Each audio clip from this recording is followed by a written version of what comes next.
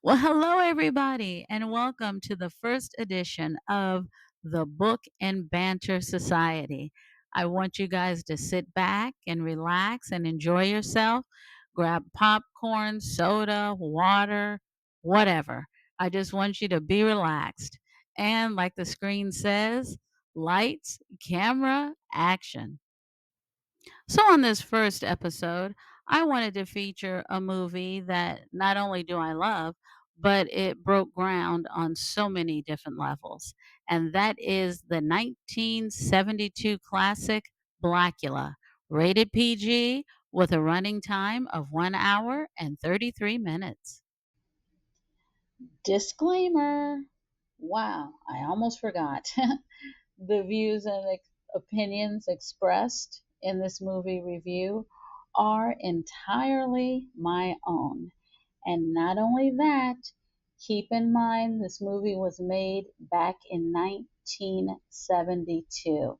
So if you watch the movie, there may be some language or some actions in the movie that may trigger you because keep in mind this movie was made in 1972.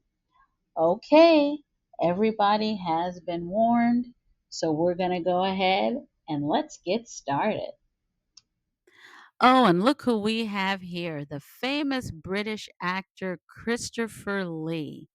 Now, you may know Christopher Lee from Lord of the Rings, and you may also know him from the Star Wars movies that came out in the early 2000s. But me and Christopher, we go back further than that. When I was a little girl, I was terrified of this man. And you know why? When it came to playing vampires, he was the most famous actor to do it. He played a vampire from 1958 all the way up until 1973. Now, of course, he played other roles in between, but for 15 years, when it came to vampires, oh, yeah, he really, really scared the heck out of me. Now, you see this right here? This is how I remember Christopher Lee as a kid. Look how freaking scary he looks.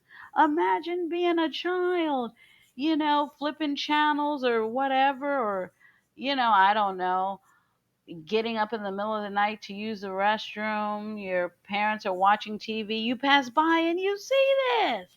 Look at this. And look, here he is again. Now, does that look scary or what? This is certainly doesn't look like Twilight. And to make it even more scarier, Christopher Lee was 6'5".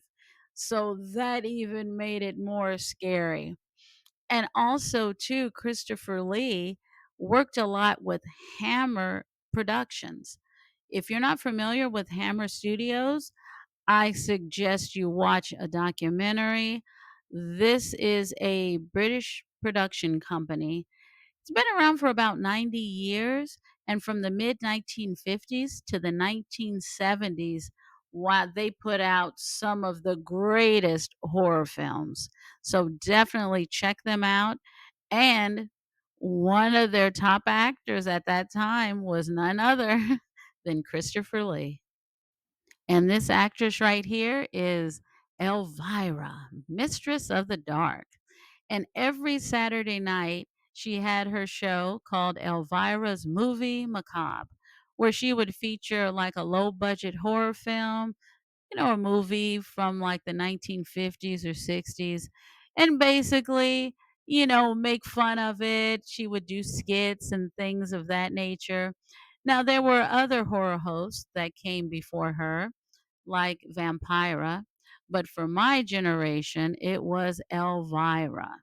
And you have to remember, this was before streaming, and renting movies was just getting started.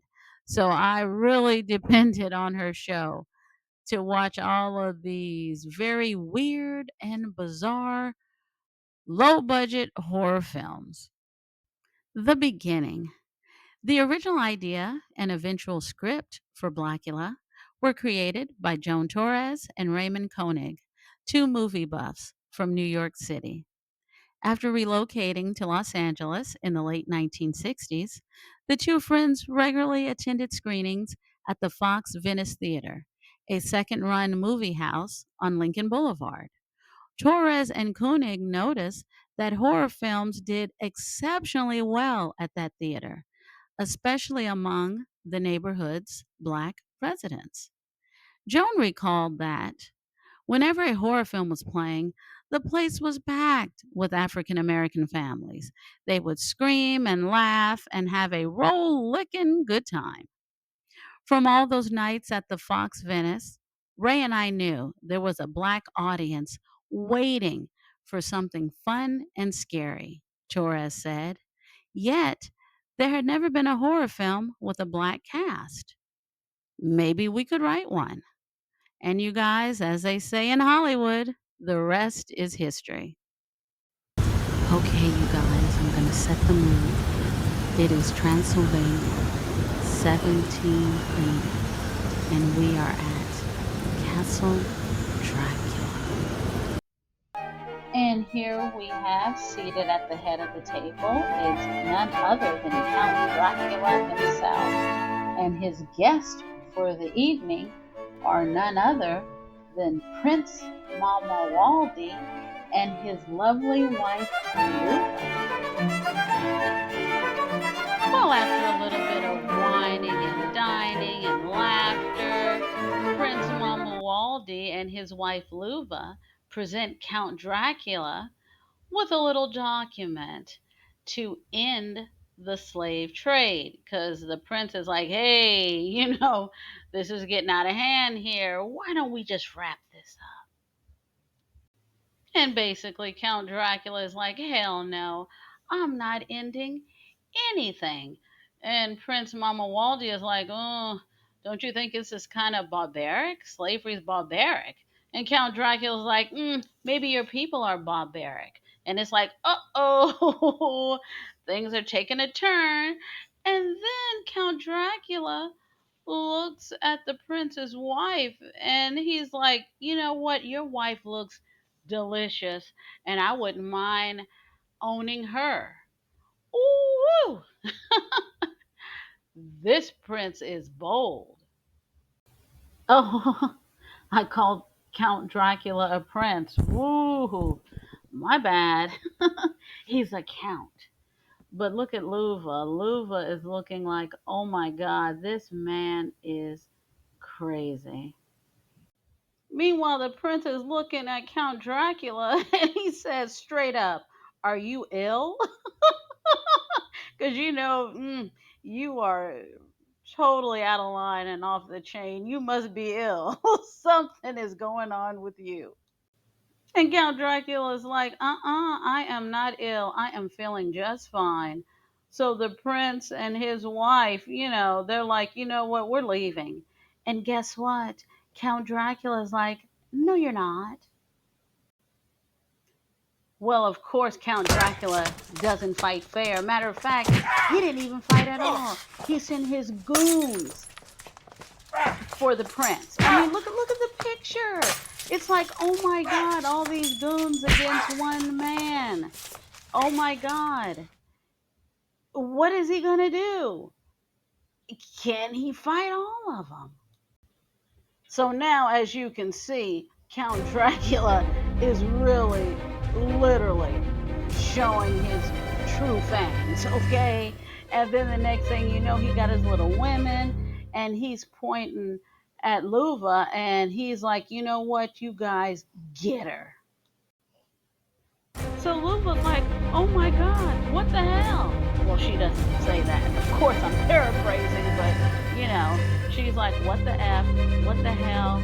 You women are ugly. What the hell is going on in this freaking house, y'all? Well, unfortunately, the prince did not win the fight, as you can see. And now, look at Count Dracula.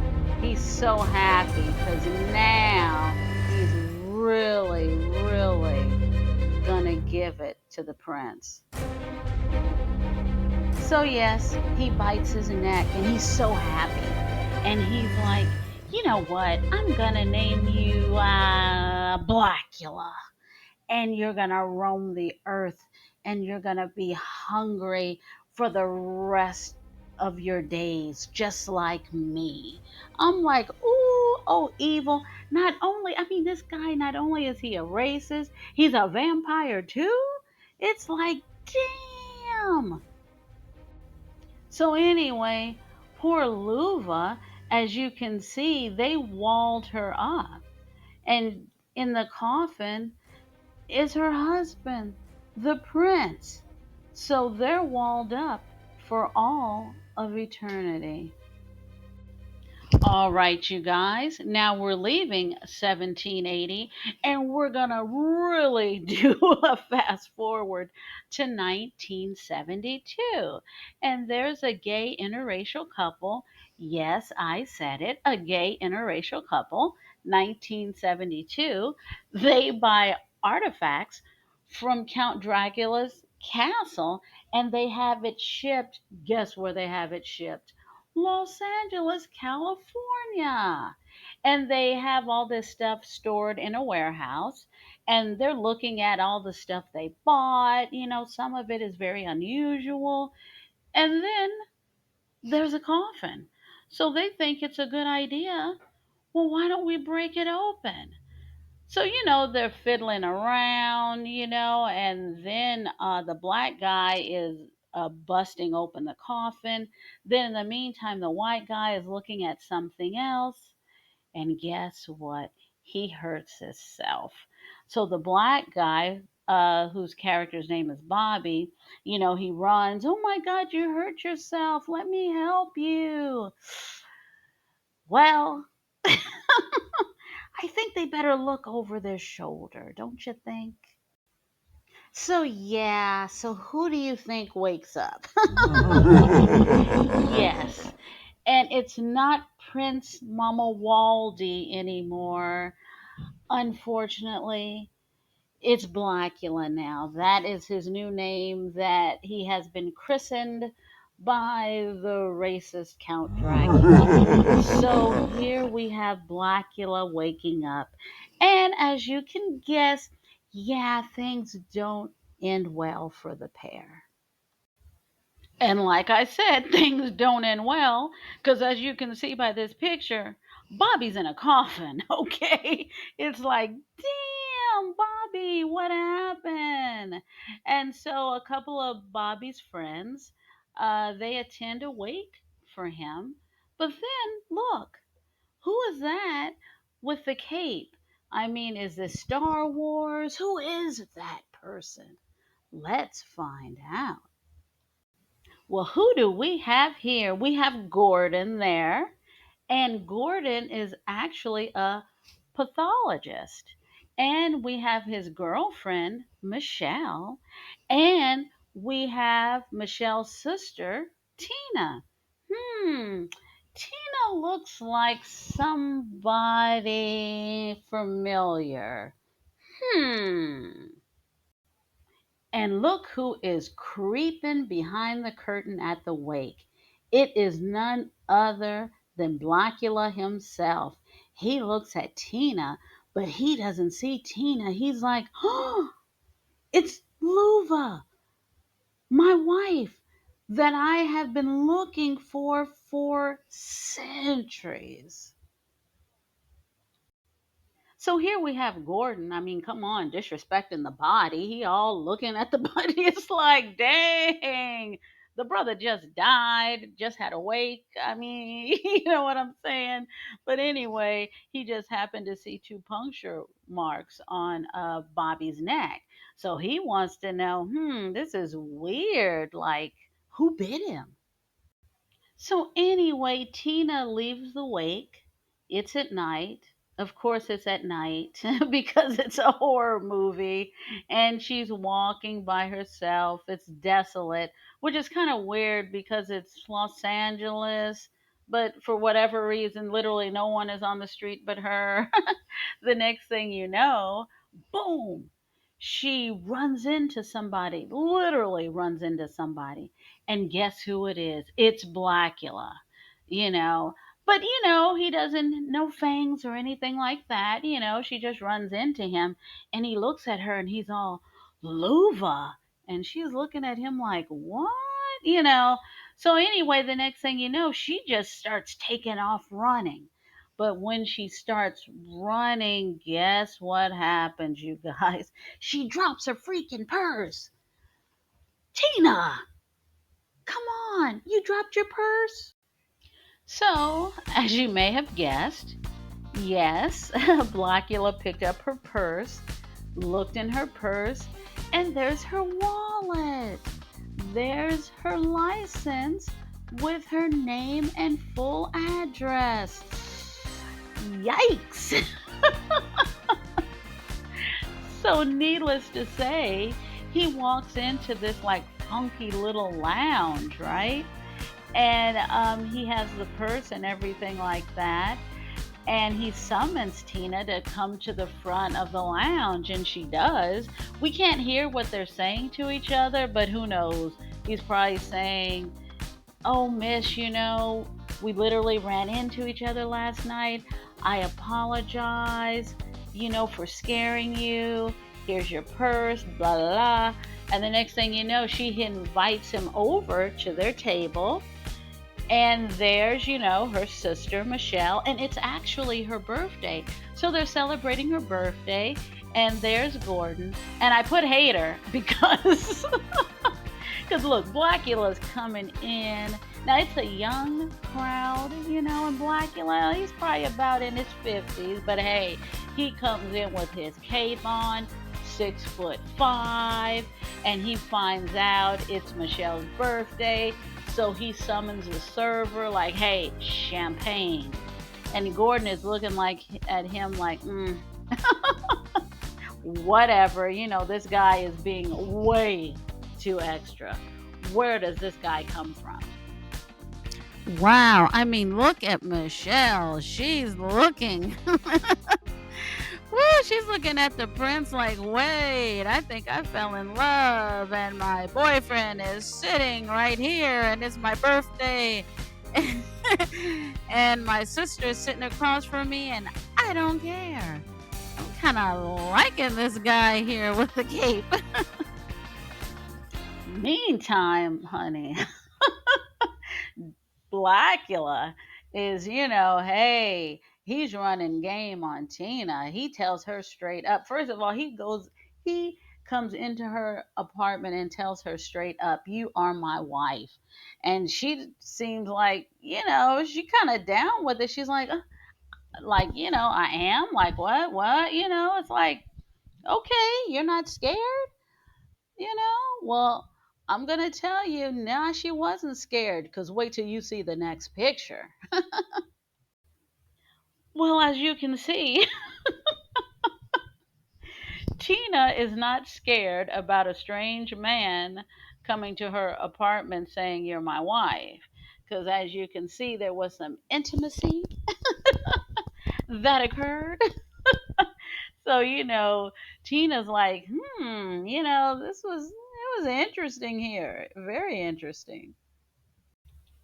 So, in the meantime, the police are trying to figure out what the hell is going on. I mean, there's dead bodies like, left and right. Like, what's going on here? Let's get to the bottom of this. And Gordon's working with the police and they're trying to figure it out like, God, man, who could be doing this? What do you think, guys? Who in the world could possibly be doing this? Hey, how about this? Look, I gave you a hint. Could be the brother walking down the street with a cape that just came from out of nowhere. Could be him, maybe. I won't give away the rest of the movie.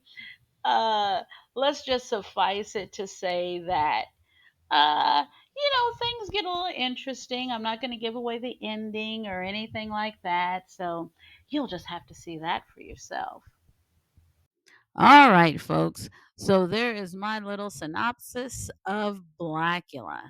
So if you guys have already watched the movie or you've watched my little synopsis of it, so what do you think? There's so many different elements. I mean, what is this, romance? Is it a love story? What's going on here?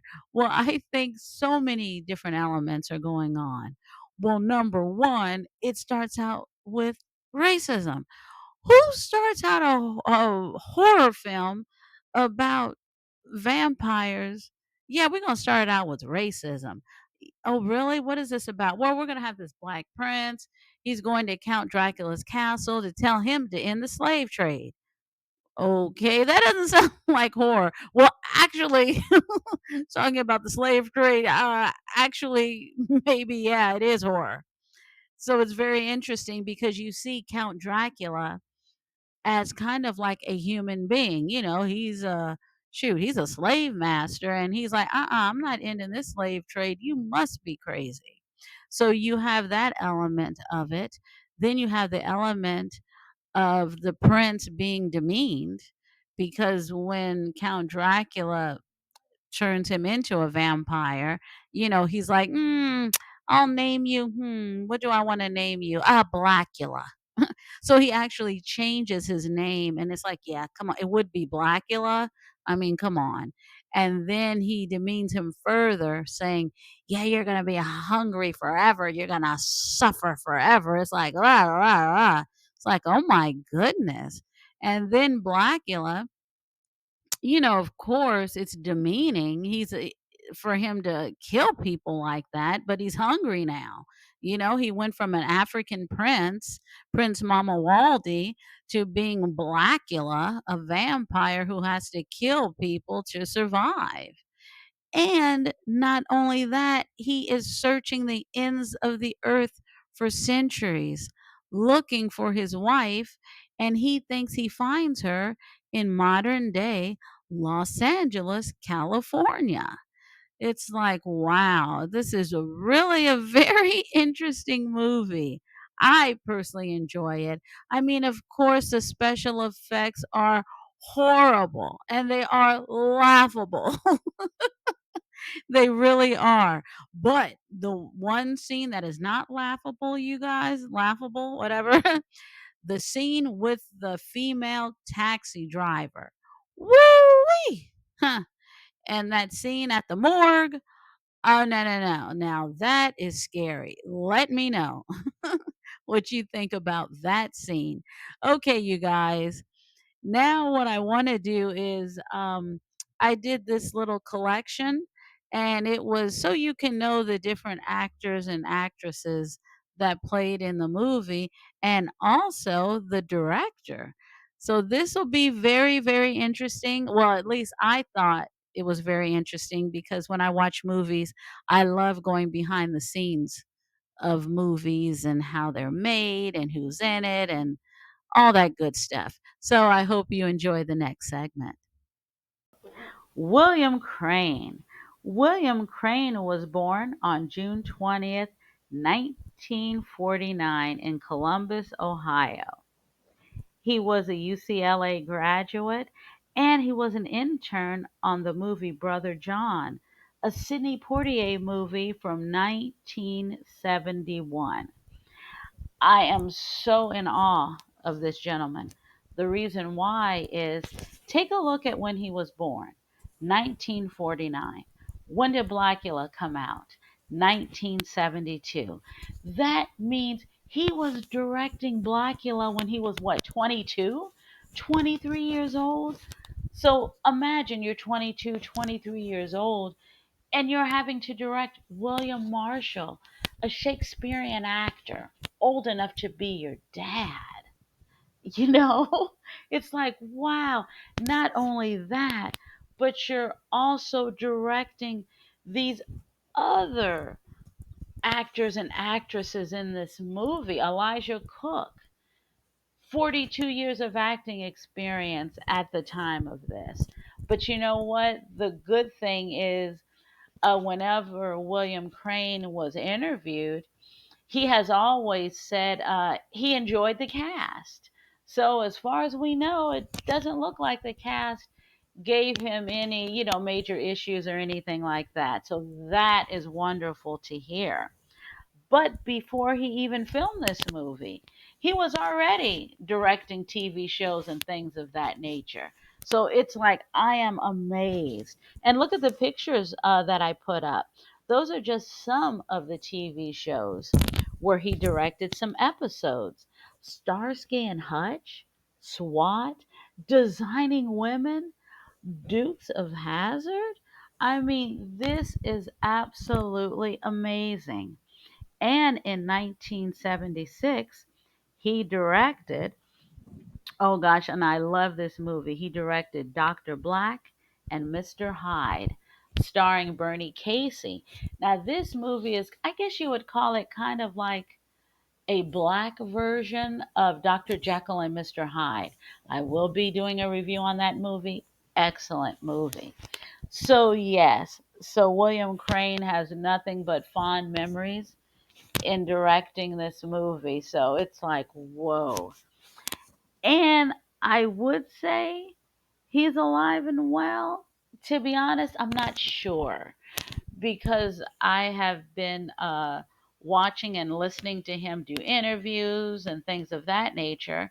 And then someone had put a comment, oh, RIP, he passed away last year. I'm like, oh, I hope not, because Wikipedia, everybody is not saying he passed. So I don't know, you guys. I'm hoping he's still with us. But wow, you talk about talent. Absolutely amazing. William Marshall. This 6'5" actor with the deep baritone voice was born in Gary, Indiana on August the 19th, 1924. He went to New York University to study art, but decided to study theater instead. He performed several Shakespearean plays. He even performed on Broadway. And Star Trek fans will know him from the 1968 episode entitled The Ultimate Computer. He guest starred on several other TV shows, such as Bonanza, The Man from Uncle, and my personal favorite, he was the king of cartoons from Pee Wee's Playhouse. And he was also a producer as well as an acting teacher. And over the decades, he had always spoke fondly of his role in this film, and he was very, very proud of his performance. And sadly, he passed away on June the 11th, 2003, in Los Angeles, California, at the age of 78 from Alzheimer's and diabetes. The notable people that spoke at his funeral were Sidney Poitier, Ivan Dixon, Paul Winfield, and Marla Gibbs. He was survived by his partner of 42 years and four children. Vonetta McGee. Vonetta McGee was born on January 14th, 1945, in Berkeley, California. Some sources say San Francisco, California. She went to San Francisco University to study pre law and was also a part of the Black Theater Group.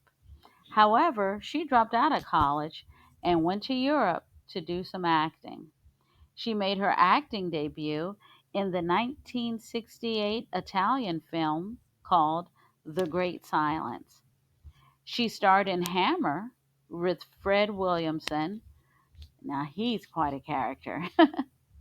She also starred in Shaft in Africa with Richard Roundtree, Melinda, well, starring everybody, including Jim Kelly, who was a karate champion turned actor. Thomasine and Bushrod, a Western written by and starring her boyfriend at the time, Max Julian, who you probably know from the movie The Mac. Actually, Thomasine and Bushrod is an excellent movie. And yeah, I definitely recommend that. In 1975, she starred with Clint Eastwood in The Eiger Sanction. And also in 1977, she did a movie called Brothers. Now, at first, it was saying that the movie was banned because of the subject matter, but actually, the movie wasn't banned. It also starred Bernie Casey and Ron O'Neal. And the reason why some people thought it was banned because of the subject matter, it was a movie kind of loosely based on the relationship between Angela Davis and George Jackson. She also did television work, and on the set of Cagney and Lacey, she met fellow actor Carl Lumbly, and they married in 1986, and they had a son in 1988. In 1990, her and her husband were in the film To Sleep with Anger, starring Danny Glover, Shirley Ralph, Mary Alice, and Julius Harris. That movie is really good. Her final film was Black August, which was in 2007. Sadly, she passed away on July 10th, 2010, at the age of 65 from cardiac arrest. And also, she was on a show called Busting Loose, starring Jimmy Walker, the actor from Good Times. The show ran for 26 episodes, and it was a spin off of the movie of the same name, Busting Loose, starring Richard Pryor. Oh, and you guys, I was just speaking to you about Vonetta McGee and her husband at the time of her passing, who was Carl Lumley. Well, if you guys don't know this, just a little bit of trivia. I know this actor from a show he did. Gosh, was it in the late 1990s or early 2000s called Mantis, where he played a scientist who was paralyzed, but he kind of was like, I don't know, kind of like a superhero where he would put on the suit and he wasn't paralyzed anymore, kind of like a little superhero. So I definitely recommend it if you can find some episodes of that show. And also, too, he was on a show for several years called Alias with Jennifer Gardner. And I recently saw Carl in the new movie Captain America. So, just a little bit of trivia for you there. Denise Nicholas. Denise Nicholas was born July 12th, 1944, in Detroit, Michigan, and she is a graduate of the University of Michigan. Now, she was going to become a lawyer, but in 1964, she had a change of heart. She moved to Mississippi to perform with the Free Southern Theater.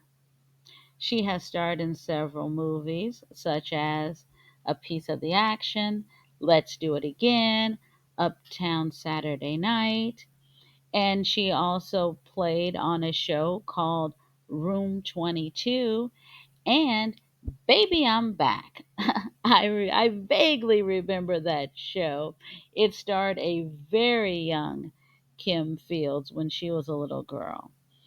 And she also starred on the show In the Heat of the Night. I remember that show. I remember I watched that show faithfully. I really liked that show. And she has guest starred on several TV shows. Everything from A Different World, Living Single, The Parenthood, The Love Boat, Different Strokes.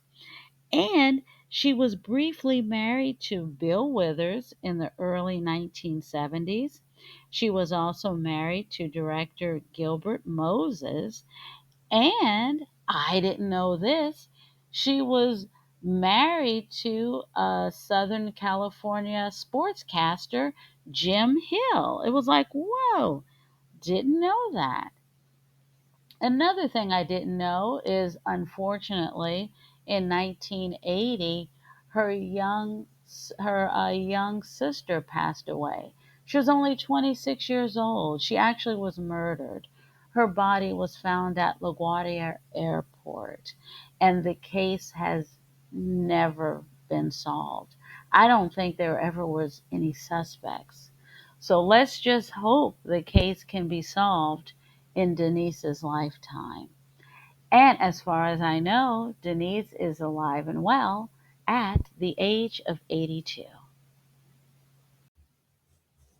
Thalmus Rasulullah was born as Jack Crowder on November the 15th, 1935, in Miami, Florida. He was a graduate of the University of Redlands. He was a Broadway actor and appeared on tons of TV shows.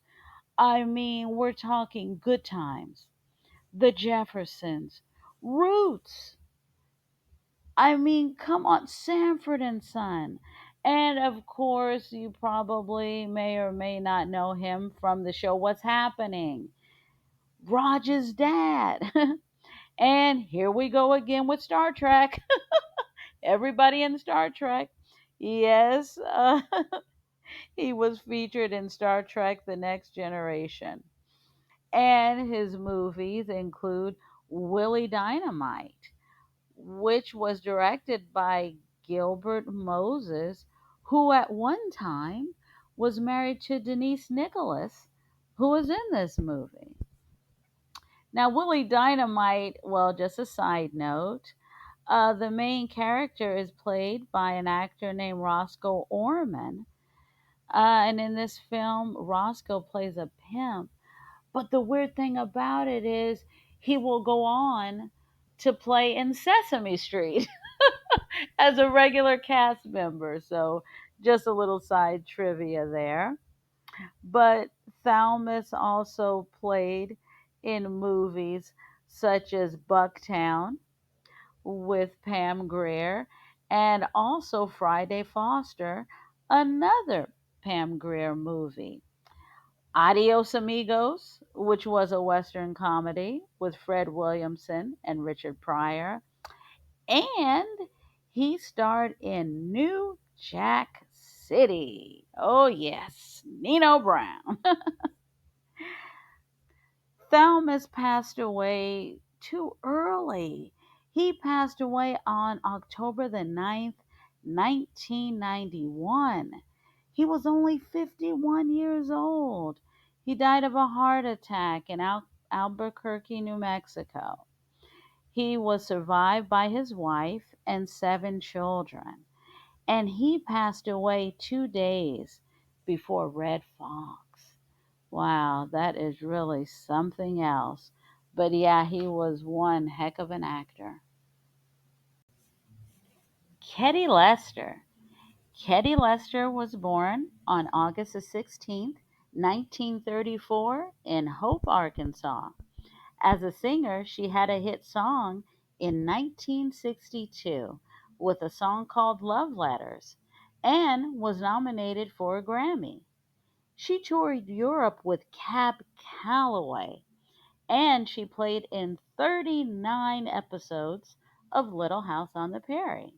She also was in House Party 3, and she was interviewed 2 years ago, and she said the one person she loved working with was Bernie Mac on House Party 3. I thought that was so funny given that, she's been around for decades. That was funny.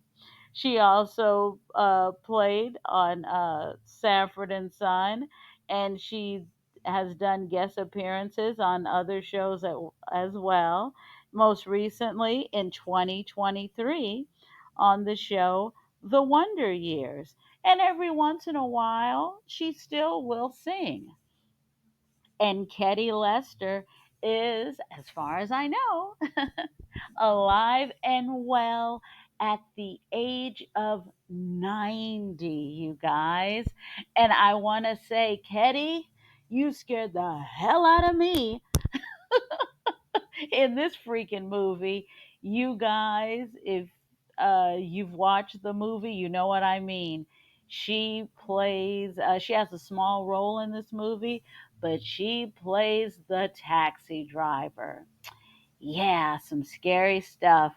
Well, thank you, Ketty, for scaring me. I appreciate it very much. Elijah Cook Jr. Elijah Cook Jr. was born December the 26th, 1903, in San Francisco, California.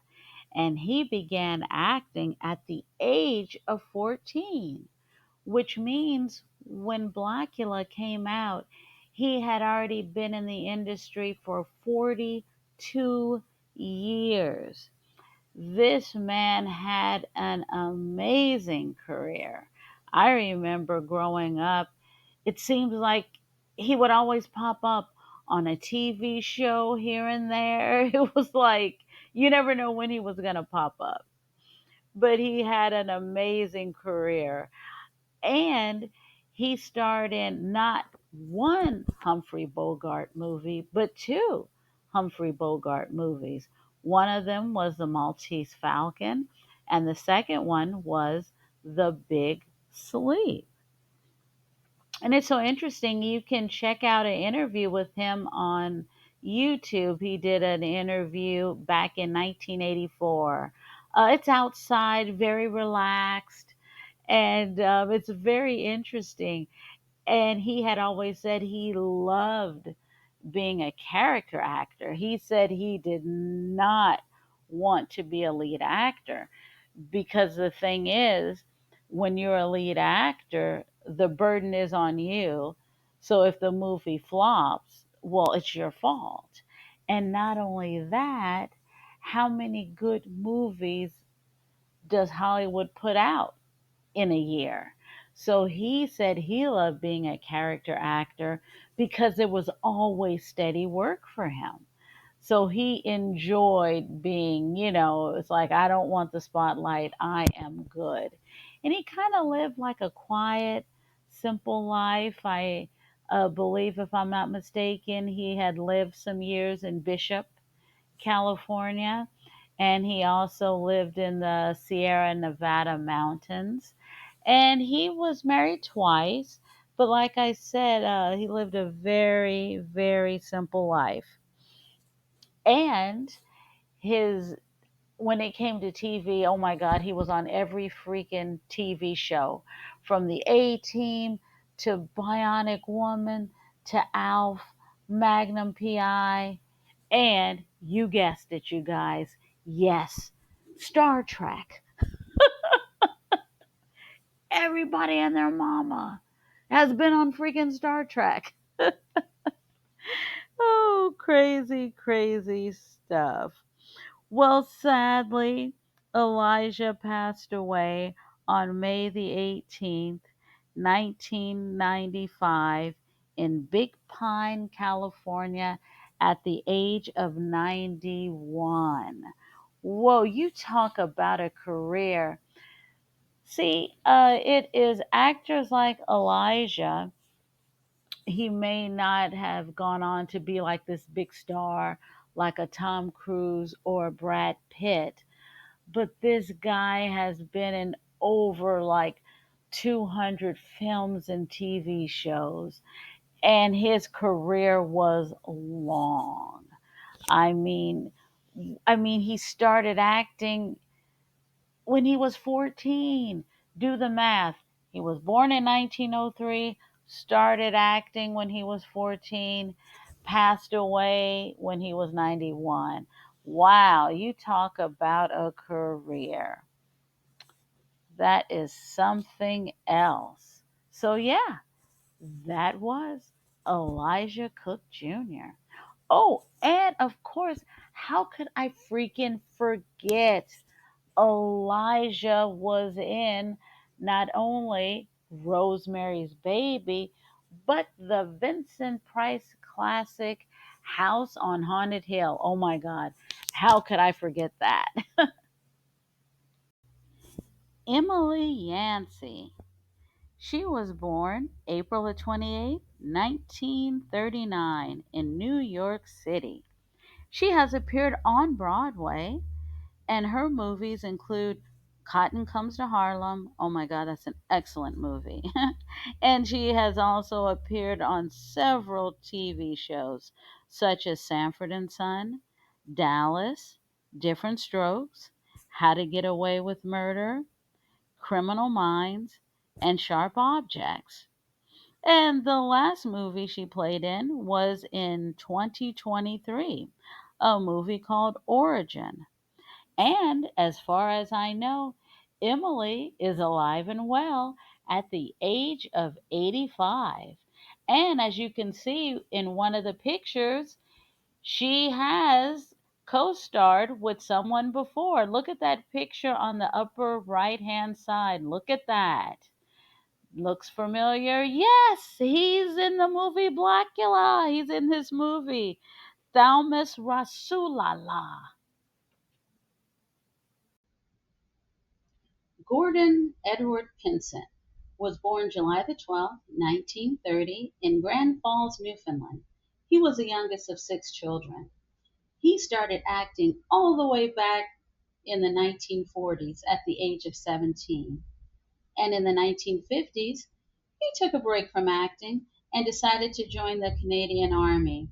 And he was in the Army for 4 years. And not only did Gordon act, he was also a writer, director, as well as a singer. And his most famous role was on the hit show called The Red Green Show, which ran from 1991 to 2006. And he played the character Hap, who was notorious for telling all these exaggerated tales about his life. He was also the voice of King Barbar in the Barbar the Elephant TV and film productions, and that lasted from 1989 all the way up until 2015. And he was also known for numerous productions, including Away from Her, The Rowdy Man, John and the Missus, A Gift to Last, Due South. And he was married to actress Charmian King in 1962, and they remained together until her death in 2007. He also has a daughter, Leah, who was also an actress. And he also had two children, Barry and Beverly, from a previous marriage. Unfortunately, Gordon passed away on February the 25th, 2023,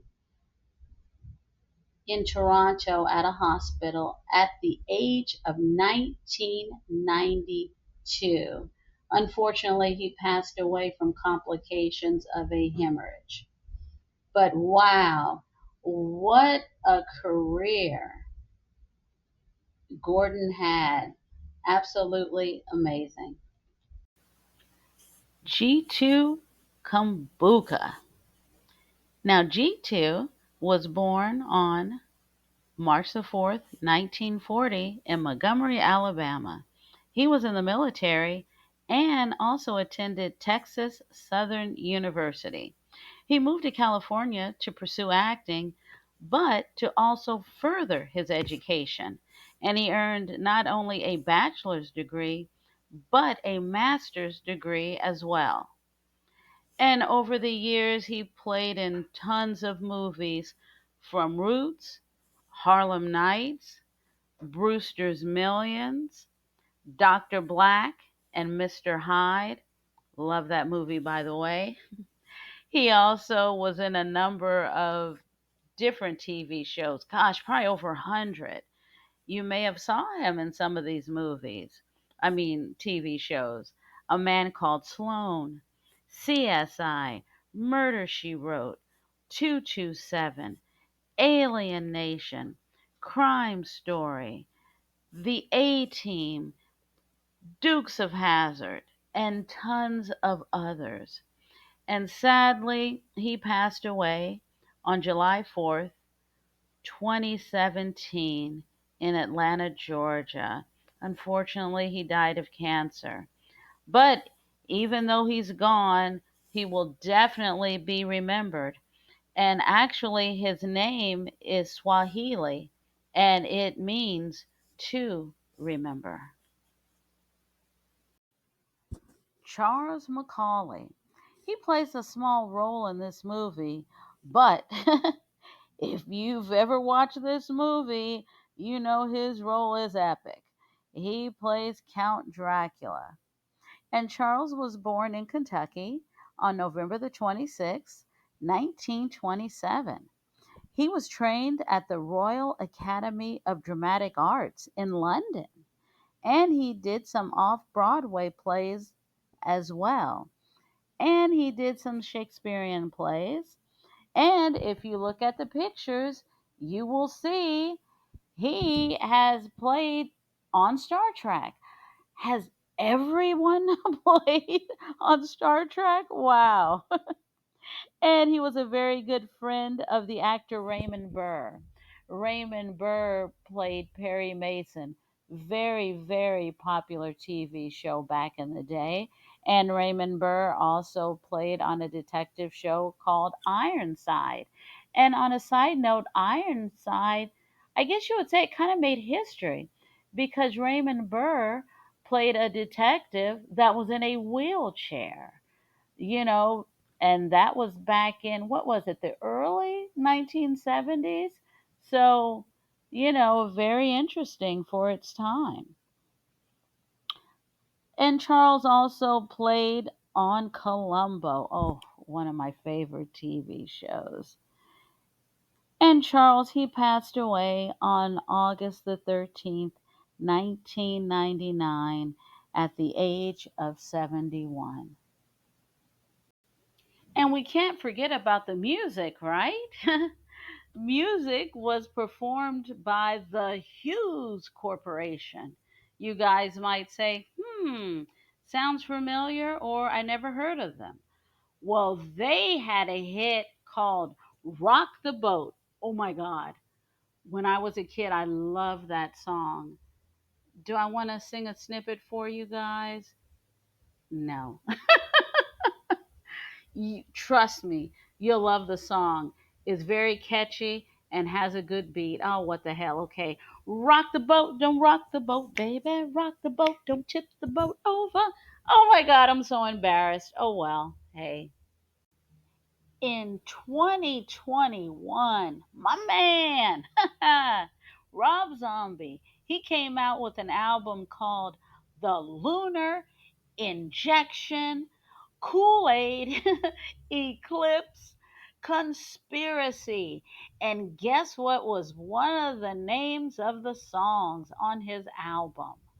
The Satanic Rites of Blacula.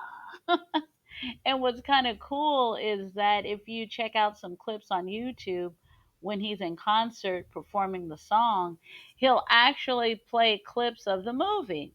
And actually, the clips, if I'm not mistaken, they're actually clips of uh, Scream, Blacula Scream.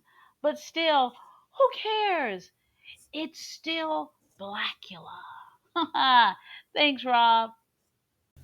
And in 2023, Rodney Barnes came out with a graphic novel called Blacula Return of the King. You guys, I had waited months for it to come out. I was like, this is crazy. This is great. So when it finally came out, boom, I went ahead and bought it immediately. And if you're a fan of Blackula, and if not, I recommend it. And another book I recommend is my own. Yes, I wrote a book last year called The Creeping Things and Other Tales of Madness and Mayhem. So go ahead and check it out. It's a collection of 31 short stories, 31 representing the 31 days in October. So go ahead and check it out. It's a good read. Trust me, you'll like it. Put a review up. You can find it on Lulu, Barnes and Noble, Amazon. This book is all over the place and it's cheap. My book is under $20. Matter of fact, I think it's under $15. So you're getting a good deal for a good read. Okay, self promotion is done. Well, I can't leave without saying thank you. Thank you so much for taking the time out to listen to my recording. I really appreciate it, and I had a blast recording it. I consider this to be a labor of love for this movie. This movie broke ground in so many different ways. So I hope you will check out the film and give me feedback as well. Like and subscribe on YouTube, and you can find me on Instagram as well, all of it under the Book and Banter Society. And don't worry, I will be doing a review of Scream, Blackula Scream. So I will be doing that in the future. So until next time, you guys take care. Bye.